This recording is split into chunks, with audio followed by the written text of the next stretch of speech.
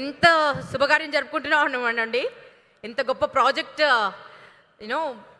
భూమి పూజ జరిగింది. ఇంత గొప్ప గొప్ప పెద్దలందరూ మాట్లాడుతున్నారు. మీరు చప్పట్లు గట్టిగా అండి, సరిపోవట్లేదు అసలు. చాలా ఎనర్జీ తక్కువైంది. మనం ఇక్కడ పెడుతున్న ఎనర్జీ ప్లాంట్.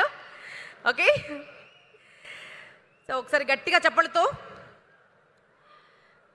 మన honourable minister for energy Shri Gottipati Ravikumar గారిని మాట్లాడవలసిందిగా రిక్వెస్ట్ చేస్తున్నాను. ఈ పేరు వినగానే మాత్రం ప్రజల గుండె నుంచి చప్పట్లు వస్తున్నాయి. గట్టిగా చప్పట్లు మరొకసారి. శ్రీ గొట్టిపాటి రవికుమార్ గారు మాట్లాడారు.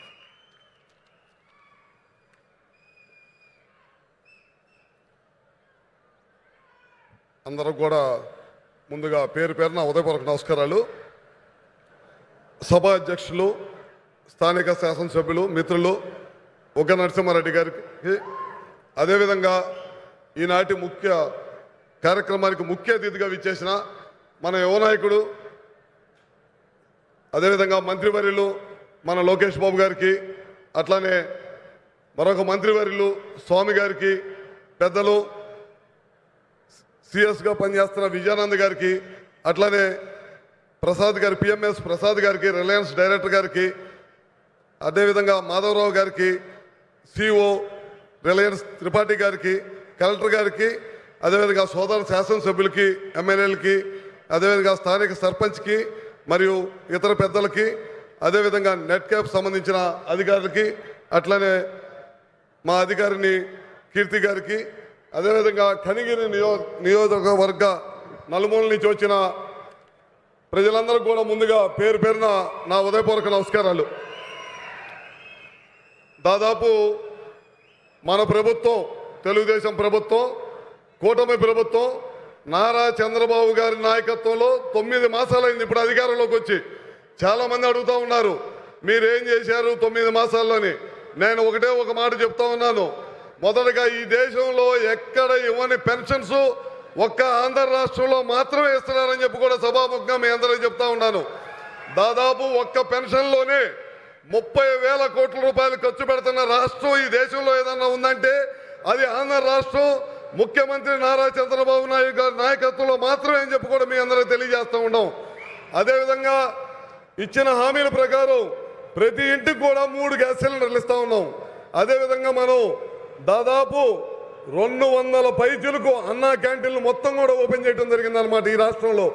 అదేవిధంగా ఈ ప్రభుత్వం అధికారంలోకి రాగానే ఇచ్చిన మాట ప్రకారం ఉచితంగా ఇసుక కూడా సప్లై చేసే కార్యక్రమం కూడా చేశామన్నమాట. ఇన్ని కార్యక్రమాలు ఈ ప్రభుత్వం ఒకదాని తర్వాత ఒకటి మొత్తం చేసుకుంటా వస్తూ ఉన్నాం. ఇందాక స్వామి గారు చెప్పారు, చాలా మంది ప్రతిపక్షం ఏది పడితే అది మాట్లాడుతున్నారు, అవగాహన లేకుండా అని చెప్పారు. ఖచ్చితంగా తల్లికి వందనం అనే కార్యక్రమం, అదేవిధంగా రైతులకు ఇచ్చే కార్యక్రమం కూడా రేపు రాబోయే సంవత్సరంలో ఖచ్చితంగా ఇవన్నీ కూడా ప్రజలకు అందిస్తామని చెప్పి కూడా సభాముఖంగా మీ అందరికీ తెలియజేస్తూ ఉన్నాను. ముఖ్యంగా ఇవాళ మనం ఇక్కడికి సమావేశం అవడానికి గల ముఖ్య కారణం ఏంటంటే ఇవాళ రిలయన్స్ సంబంధించిన బయోగ్యాస్ ఇవాళ ఇక్కడ రావడం జరిగిందనమాట. లోకేష్ గారు పాదయాత్ర చేసినప్పుడు చాలామంది యువకులు వచ్చి ఉద్యోగ అవకాశాలు కావాలని చాలామంది దారి పొడుగుతూ అడిగారు. అందుకే లోకేష్ గారు ఒక బాధ్యత తీసుకున్నారు. ఈ రాష్ట్రంలో యువతీ యువకులు ఉద్యోగ అవకాశాల కోసం రాష్ట్రం దేశం బయటికి దాటకూడదంటే మన రాష్ట్రంలో కూడా ఖచ్చితంగా వ్యాపార సంస్థలన్నీ కూడా మన దగ్గర కూడా పెట్టాలనే ఉద్దేశంతో ఇవాళ దాదాపు 650 కోట్ల రూపాయలతోటి ఇక్కడ బయోగ్యాస్ ప్లాంట్ పెడుతున్నారంటే కనిగిరి ప్రాంతంలో మారుమూల ప్రాంతంలో పెడుతున్నారంటే దాన్ని బట్టి అర్థం చేసుకోవాలని చెప్పి కూడా మీ అందరికీ చెప్తా ఉన్నారు. లోకేష్ బాబు గారు ఒకటే చెప్పారు, మొదటగా అధికారంలోకి చేపట్టిన వెమ్మటే 16,000 చిలుకు పైన ఉద్యోగాలు డిఎస్సి ద్వారా ప్రభుత్వ ఉద్యోగాలు కల్పిస్తున్న ప్రభుత్వం ఏదైనా ఉందంటే అది తెలుగుదేశం ప్రభుత్వం అని చెప్తా ఉన్నాం.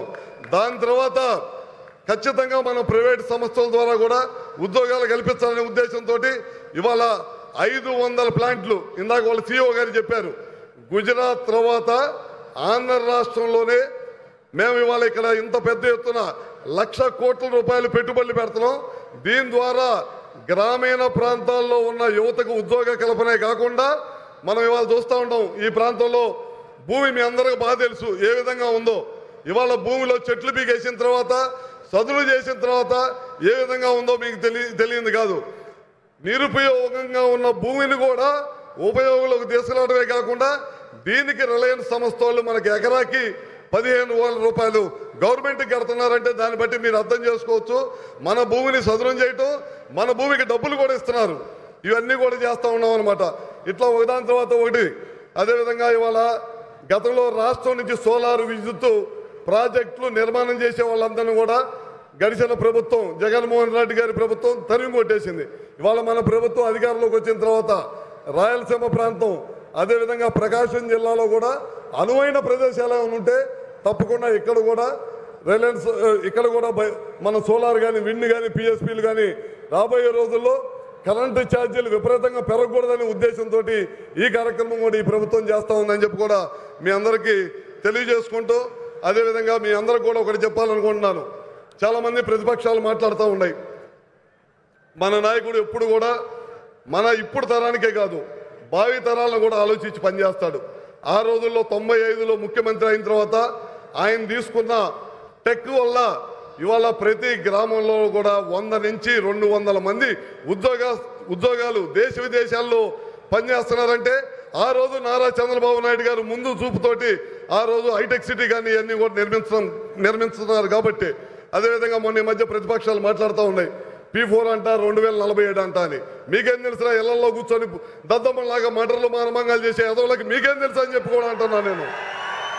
P4 అంటే రాబోయే రోజుల్లో, ఆ రోజు అంబేద్కర్ గారు చెప్పారు, కులాల మధ్య అసమానతలు తొలగాలంటే అందరం కూడా కలిసి ఉండాలని చెప్పి. ఇవాళ P4 అంటే ఆర్థిక అసమానాలు తొలగాలి, అందరం కూడా సమానంగా ఈ దేశంలో బతకాలంటే P4 అనే కార్యక్రమం తీసుకొస్తున్నారని చెప్పారు. అందుకే ఇలాంటి ముఖ్యమంత్రి మనకి ఎప్పుడు కూడా ఉండాలి. నారా చంద్రబాబు నాయుడు గారు లాంటి ముఖ్యమంత్రి ఈ రాష్ట్రానికి ఉంటేనే అభివృద్ధి చెందిద్దని చెప్పి కూడా మీ అందరికీ తెలియజేస్తూ ఉన్నారు. ఒక్క అవకాశం అని చెప్పారు. ఒక్క అవకాశం ఇచ్చినందుకు 20 సంవత్సరాలు ఈ రాష్ట్రం వెనక్కిపోయిందని చెప్పి కూడా మీరు అందరూ కూడా గమనించాల్సిన అవసరం ఉందని చెప్పి కూడా చెబుతూ, 9 నెలల్లోనే ఈ ప్రభుత్వం ఇంత అభివృద్ధి చేసిందంటే ఈ 5 సంవత్సరాల్లో మాటలతో చెప్పాల్సిన అవసరం లేదు. మీరే చూస్తారు.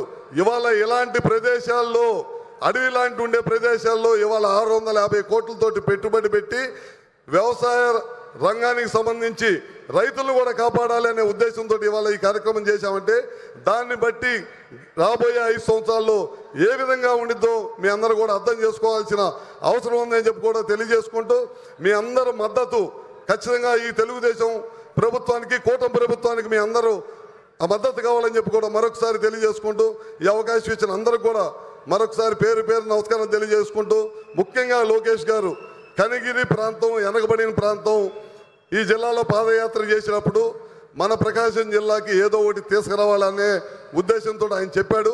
ఇవాళ ఈ ప్లాన్ తీసుకొచ్చారు. పక్కన ఉన్న కందుకూరులో దాదాపు